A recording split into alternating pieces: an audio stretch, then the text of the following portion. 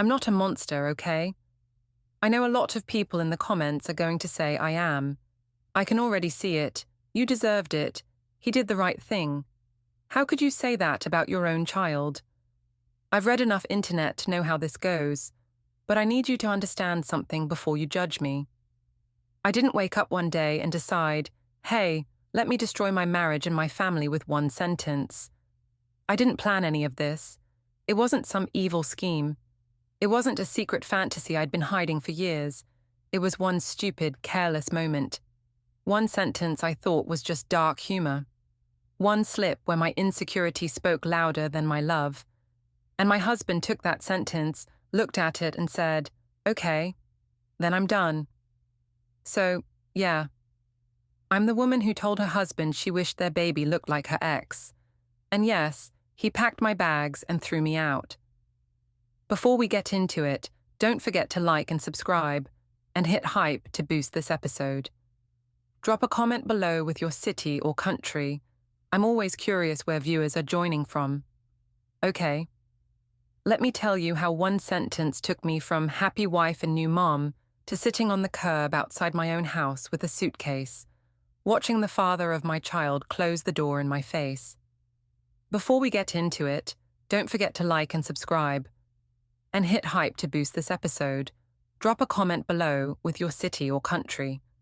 I'm always curious where viewers are joining from. It starts on that curb. It always does, in my head. It was cold the night he kicked me out. Not the dramatic movie kind of storm. No thunder or lightning. Just this damp chill that settles in your bones and makes everything feel heavier than it is. The streetlights along our little cul-de-sac glowed a tired yellow, buzzing faintly.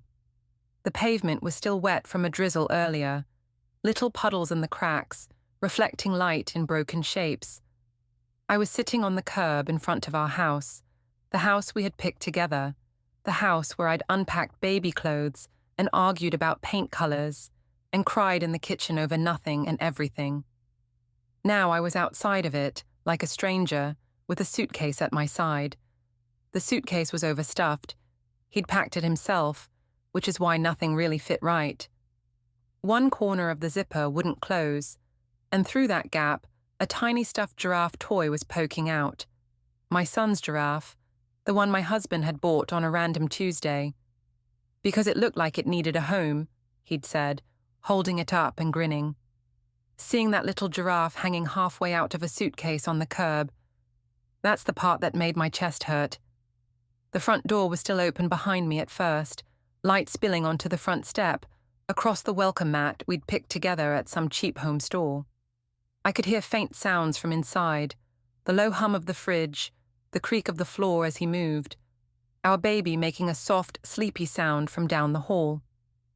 Then his footsteps came closer. I didn't turn around right away. I just sat there, fingers digging into the plastic handle of the suitcase, staring at a dark, wet spot on the asphalt, like if I focused hard enough, I could rewind time. His shadow stretched long on the ground before me, distorted by the angle of the light. Shoes on the threshold. I finally forced myself to look up. He was standing in the doorway, one hand on the frame, the other resting on the doorknob.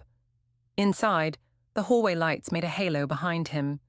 To anyone else, he probably just looked tired, calm, maybe a little pale. To me, he looked final. No yelling, no rage, no dramatic "how could you?" Just this quiet devastation in his eyes that I'd never seen before. It scared me more than any shouting ever could have. "Mark," I said, my voice already breaking. "Please, you're overreacting. It was just—" He cut me off without raising his voice. "If you want a child that looks like your ex," he said, each word slow and precise, "go find him." It was so calm, so soft, like he had drained all the anger out of it and left only the truth. I opened my mouth again. All my usual lines crowded my tongue at once. I was joking. I didn't mean it. I'm tired. I'm hormonal. You know I love you. We have a baby. You can't do this. None of them made it out. He looked at me for one more long second, like he was taking a final screenshot of this version of me to store away with the others. Then he stepped back, pulled the door slowly toward himself, and the light disappeared as it closed with a soft click. That was it. The sound of a marriage ending, apparently, isn't always a slam. Sometimes it's a quiet click. I sat there, staring at the closed door, the welcome mat, the tiny giraffe hanging out of the suitcase. People talk about their world collapsing, and I used to roll my eyes at that phrase, but there's no better way to describe it. It really did feel like the edges of my life curled inward. If you had paused the scene right there and walked up to me and said, "Okay, Clara, explain how you got here. Explain why your husband just told you to go find your ex. Explain why your stuff is in that suitcase," I probably would have stammered out some version of, "I'm not a bad person, I just said something stupid." I still start the story that way in my head. So let me rewind, because if you're going to hate me, you might as well hate me for the right reasons. I'm 29, new mom, was married to a good man. Not a perfect man, not a movie star, not some billionaire, just a genuinely good man. We'll call him Mark. We met in a way that was embarrassingly normal. No crazy meet cute, no drunk milestone, no car crash. Just two people trying to eat lunch in the same crowded office cafeteria. I was 24, working as an assistant in a marketing firm, running on coffee and imposter syndrome. He was 27, working in IT for another company in the same building.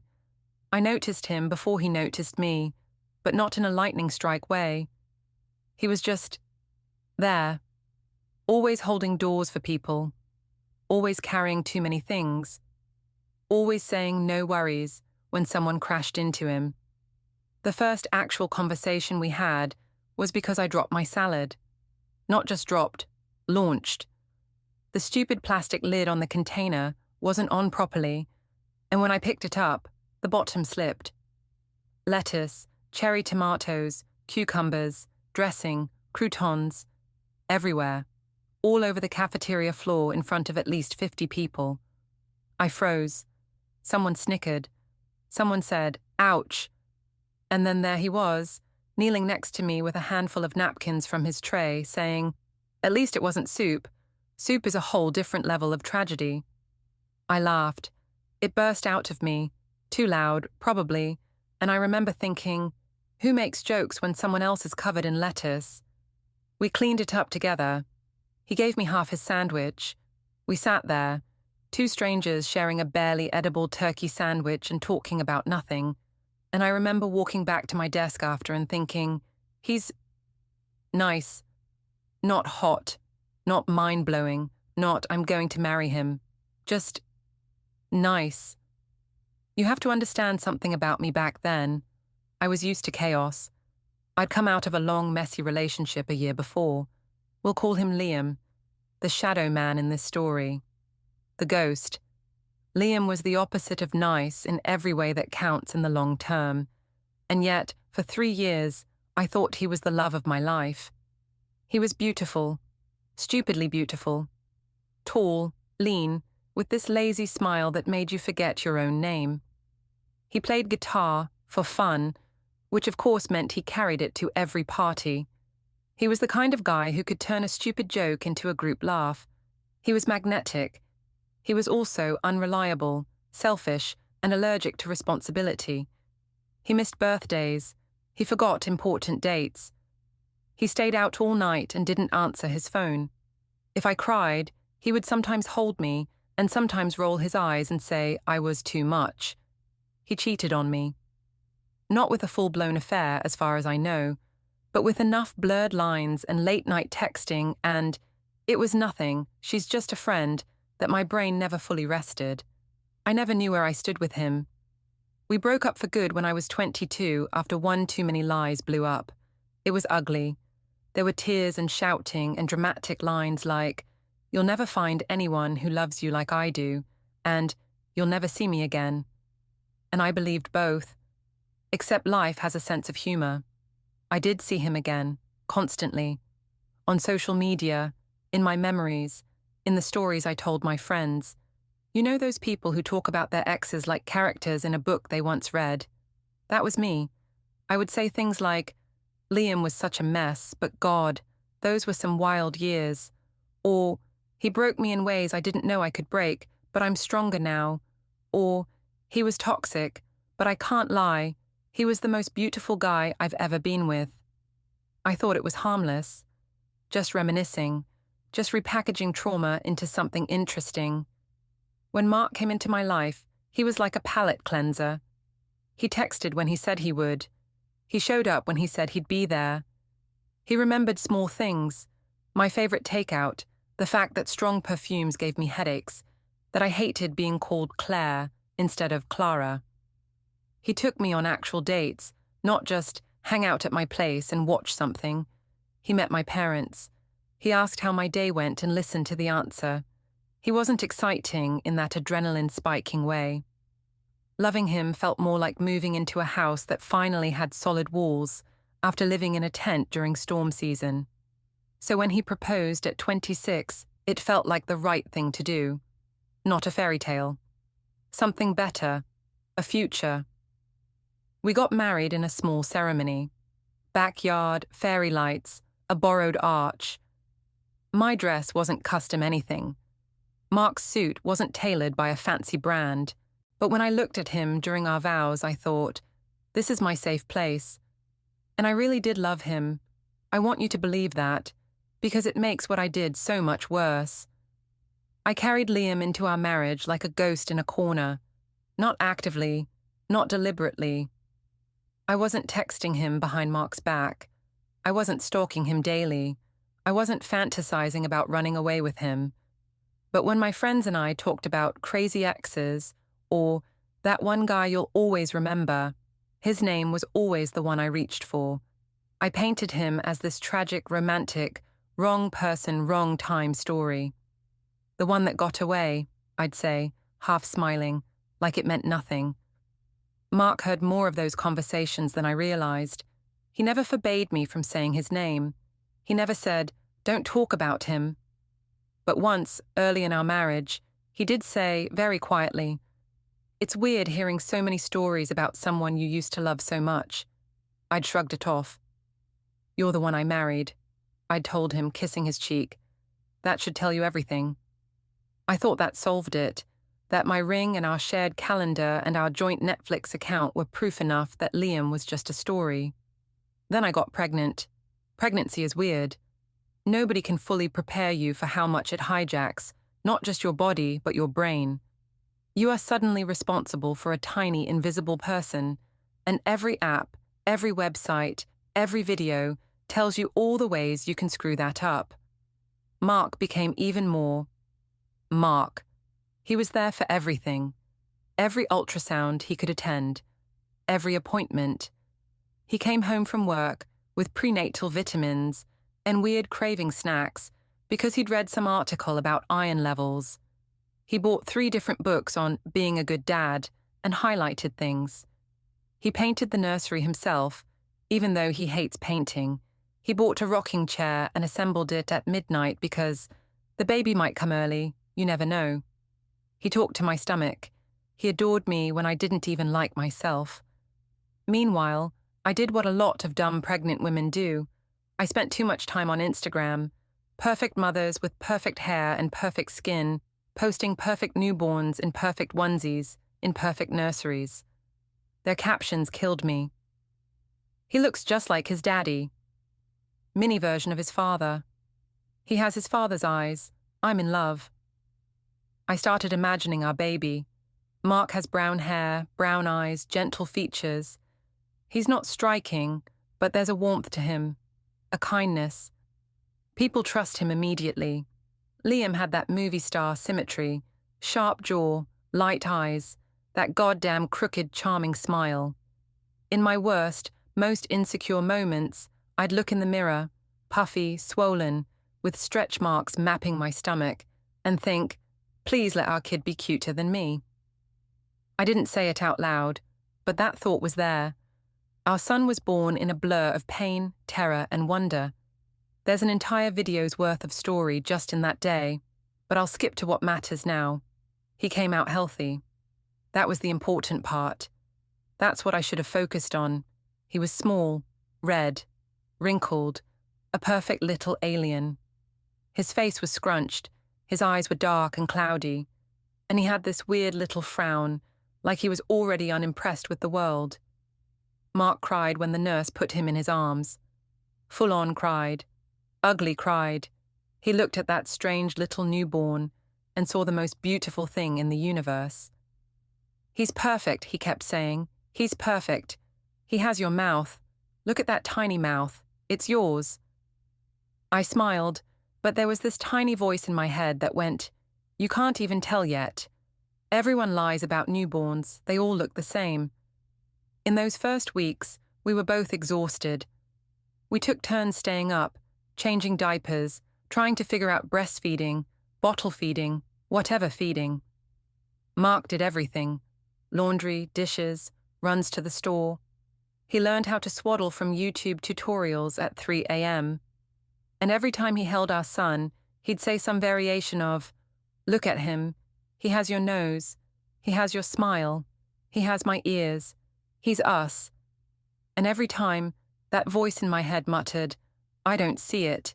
He just looks weird. I wanted one of those pretty babies." That's where it began. Not with Liam, with my own insecurity. Then my brain did what brains do when they're used to comparing. It reached for the easiest reference point, the prettiest man I'd ever dated, the one I'd spent years romanticizing. Liam. It started small, a passing thought. If he had Liam's eyes, he'd look like a model baby, a late-night fantasy.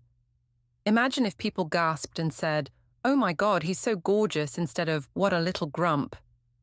A tiny stab of envy when someone commented under another woman's picture, "He's like a little clone of his hot dad." I know how awful that sounds. Believe me, I didn't say any of it out loud. Until I did. Here's the scene. The moment I detonated my own life. It was a Thursday evening. The baby was maybe 2.5 months old. He was in that phase where he alternated between sleeping like a dream and screaming like the world was ending. That day had been rough.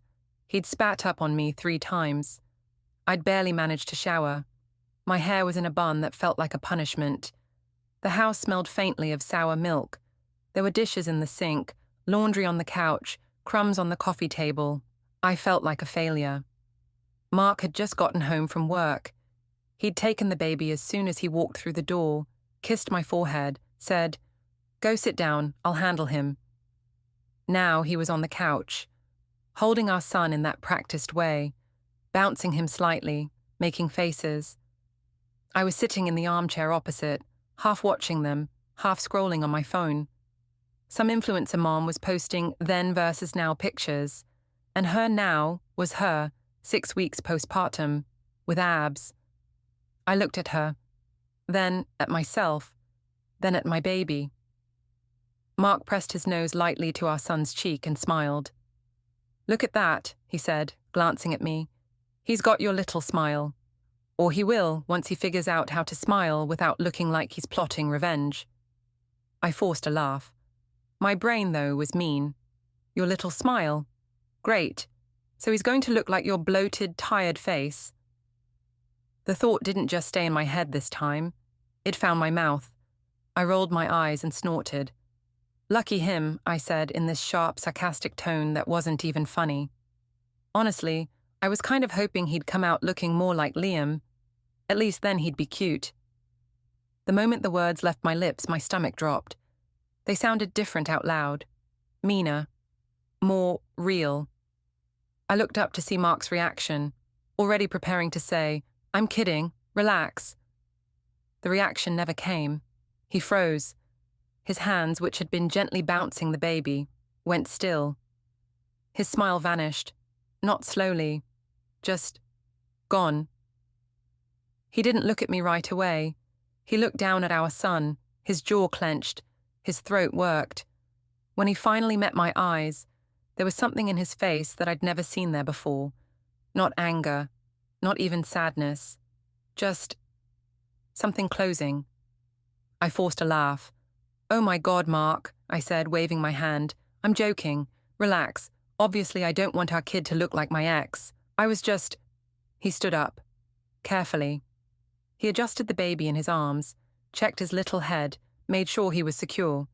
His movements were gentle, automatic, like muscle memory taking over. Then he walked past me. No words, no eye roll, no, that wasn't funny, no, I know you're joking, but that stung. Just silence. He took our son to the nursery.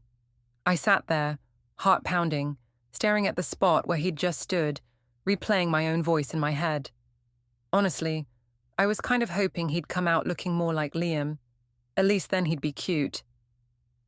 I waited for him to come back and tell me off, to start a fight, to throw the ex's name in my face, to demand I explain myself. He didn't. He came back to the living room, sat on the other end of the couch, and turned on the TV. Some random show. I tried to talk to him. So, how was work? I asked, voice too bright. Fine, he said, eyes on the screen. Did you eat? I tried. Yeah.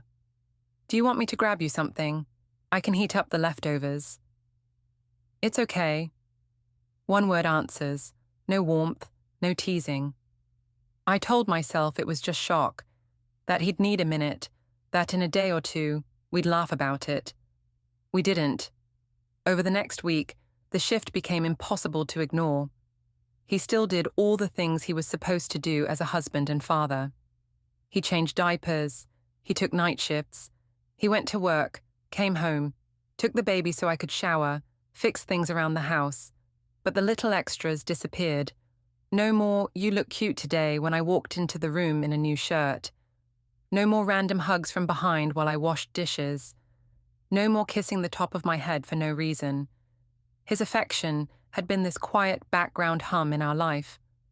I only noticed how loud it had been when it stopped. At first, I convinced myself he was just tired. Work was stressful. The baby was a lot. Maybe he was depressed. Maybe it had nothing to do with what I said. Then I went to brunch with my friends. We sat at a table outside, under one of those big umbrellas, the kind cafes use to trick you into thinking you're in Paris. Two of them had their babies with them, these chubby little things that made weird gargling noises. Mine was at home with Mark. You look wiped, my friend Jenna said, sipping her iced coffee.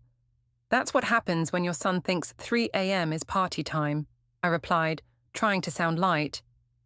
How's Mark? Another friend Lila asked. He was like, annoyingly perfect as a husband before.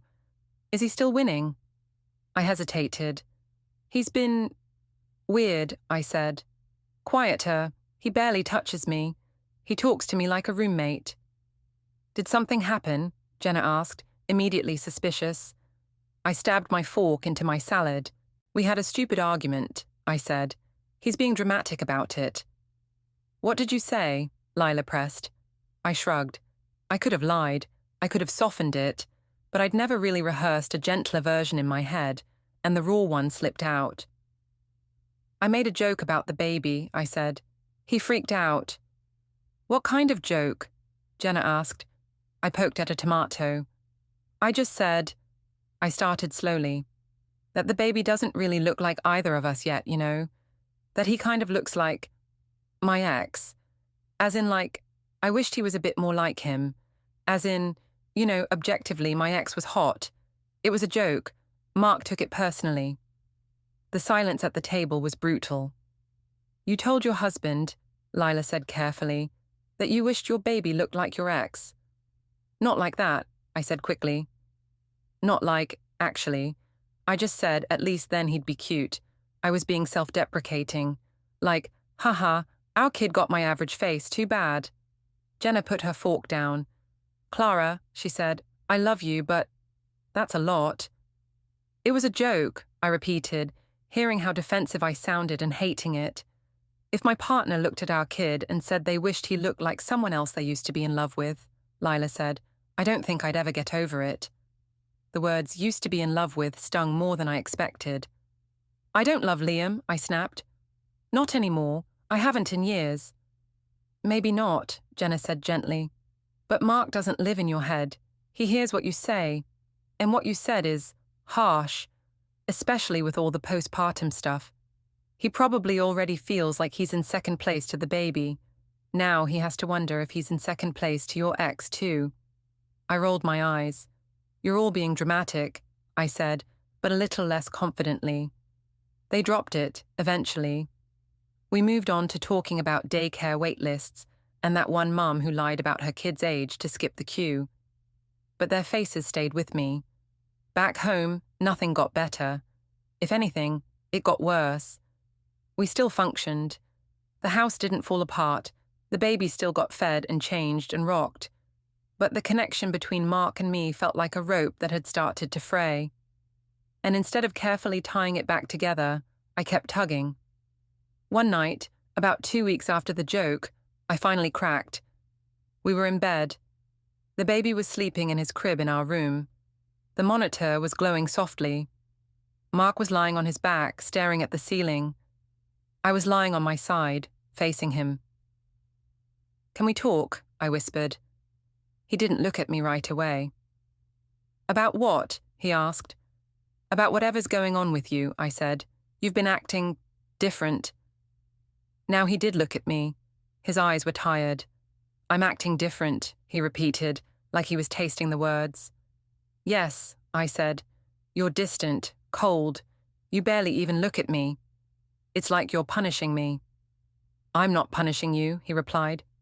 "Then what is this?" I pushed. "Ever since I made that stupid joke, you've been off." His jaw tightened. "You mean," he said quietly, "ever since you said you wished our son looked like your ex?" There it was, out in the air again, ugly and heavy. "I told you I didn't mean it," I said. "I was tired. I was insecure. You said," he continued, not letting me hide. "At least then he'd be cute." I swallowed.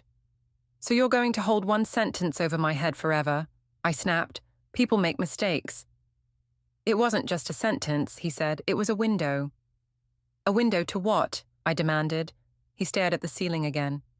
"To what's going on in your head," he said. "To what you really think. To the reality that when you look at our son, you don't see us. You see him." "That's not true," I said quickly. Too quickly. "It took a lot for me to get over the idea of you being in love with that guy," Mark went on, as if I hadn't spoken. "You've told so many stories about him, about how intense it was, how much it hurt, how he broke your heart. I told myself that was just part of your past, that everyone has one intense first love. You are my husband," I said. "You're the one I chose."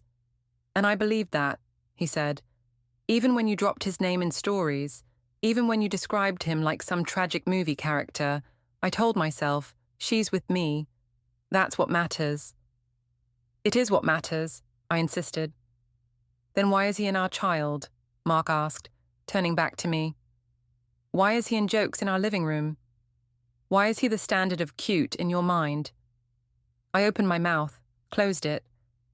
"I was joking," I said again, weaker this time. "You're blowing this out of proportion."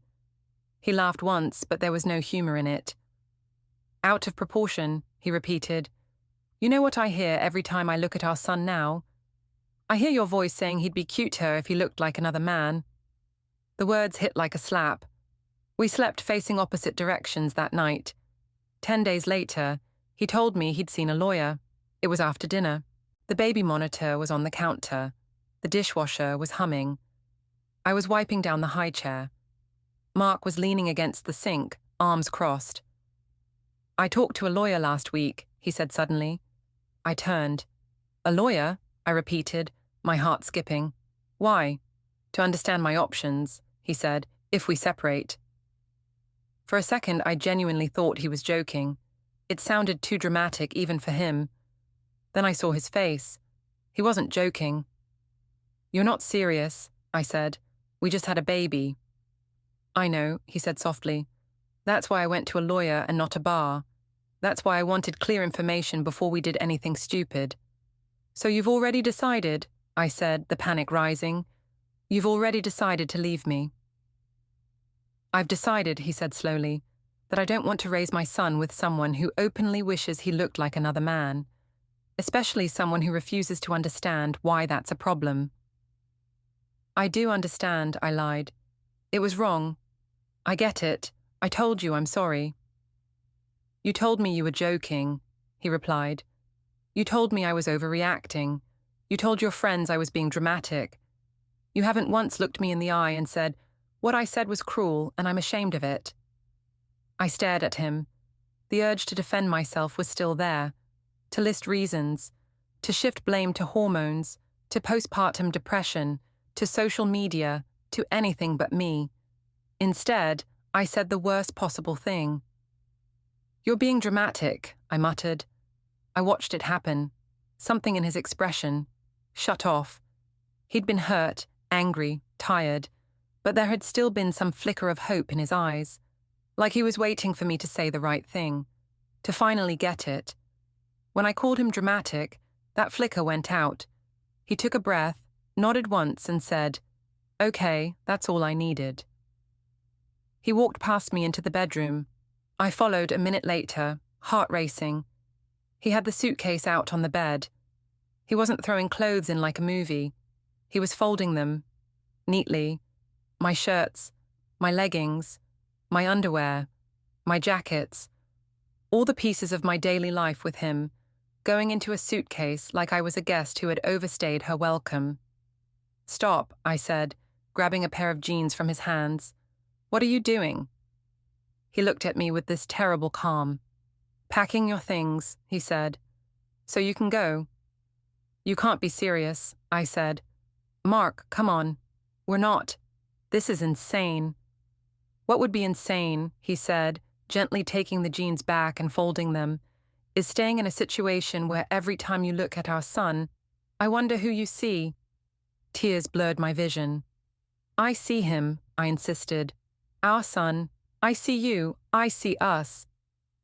And you also see the ghost of someone who hurt you, he replied, and you decided to introduce that ghost into our living room as a joke, into our child's face. That is a level of disrespect I can't live with. I grabbed his arm. Where am I supposed to go? I asked. I have nowhere to go. You have parents, he said, friends, people who will help you. They'll ask what happened, I said. What am I supposed to tell them? That my husband threw me out because I made a joke. Tell them the joke, he said, word for word, see what they say. He zipped the suitcase. Mark, I sobbed, please. I'll delete every picture. I'll never say his name again. I'll go to therapy. I'll do whatever you want. Just don't do this. Don't break our family over one mistake. He picked up the suitcase and rolled it toward the front door. This isn't about punishing you, he said. It's about protecting him. I might not be able to stop you from being his mother. I won't try, but I can control who lives in this house with him, and I won't let him grow up as some twisted symbol of who you think you missed out on. I followed him, still pleading, still bargaining. At the door, he set the suitcase down. The zipper tugged a little, and the stuffed giraffe popped out. That's when I completely broke. You're abandoning me, I said. You're abandoning your wife. He looked at me with eyes that were shining now, finally, but his voice stayed steady. You abandoned us first, he said. The minute you wished another man's face onto our child, you left. I'm just catching up. Then he opened the door and rolled the suitcase out. I backed out with it. I don't even remember how I ended up on the curb. I just know I ended up there, hands on the suitcase handle, tears streaming down my face, while he stood in the doorway, our baby sleeping down the hall. If you want a life that looks like your ex, he said, go find it. But not in my home, not around my child. The door closed, and that's how I got here. I went to my parents' house that night. I told them some edited version first. Then, when my mum pressed, I told her the real sentence. She looked at me the way the bridal suite looked at that woman in that other story. A mix of horror and disbelief.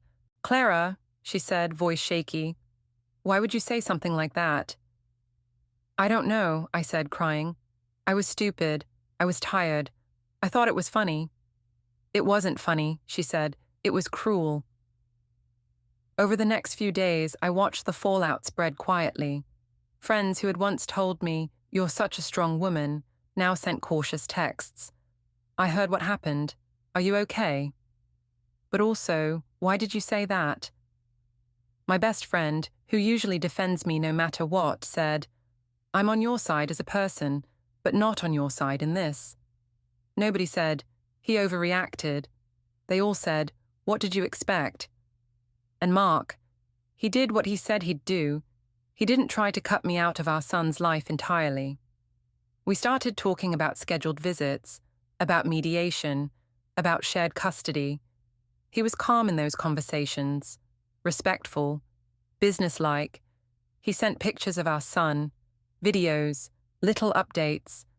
In almost every one, he looked genuinely happy. Holding our son in the park, smiling, feeding him in the high chair, laughing when he poured applesauce all over himself, carrying him on his shoulders, pointing at something in the distance. He looked lighter. You want to know the worst part? I don't miss Liam, not even a little. I don't lie awake at night dreaming about my ex. I don't want him back. I don't want his face, his chaos, his guitar, his stupid late-night texts. I miss Mark. I miss the man who painted a nursery and read dad blogs and made me grilled cheese sandwiches when I cried for no reason. I miss the man who called my swollen, exhausted, puffy, pregnant face beautiful. I miss the man who held our son and saw him as perfect without needing him to look like anyone else. I miss the life I had with a good man who loved me enough to be gutted by one sentence. So, yeah, I'm the villain in this story. You can call me that in the comments. You wouldn't be entirely wrong. I was careless with my words. I treated my husband's insecurity like a joke. I treated my own pain like content. I carried a ghost from my past into the one place it had no right to be, my child. I told my husband I wished our baby looked like my ex. He believed me. And for the first time in our relationship, he loved himself enough to say, then go. You won't use me and my son as consolation prizes. If there's anything you take from this, let it be this. You don't get to tell someone how much your jokes should hurt them. You don't get to decide that your trauma gives you a free pass to stab your partner with it. You don't get to keep a shrine to your ex in your mind, and then act surprised when your current partner finally sees it. I justified myself with every excuse in the book: stress, postpartum, insecurity, hormones, social media pressure. None of them erased what I said. None of them put the words back in my mouth. None of them reopened that door once it clicked shut. So, yeah, I'm not a monster. I'm just a woman who learned the hard way that one sentence can be enough to show someone exactly where they stand in your heart. And sometimes, once they see that, they won't stay.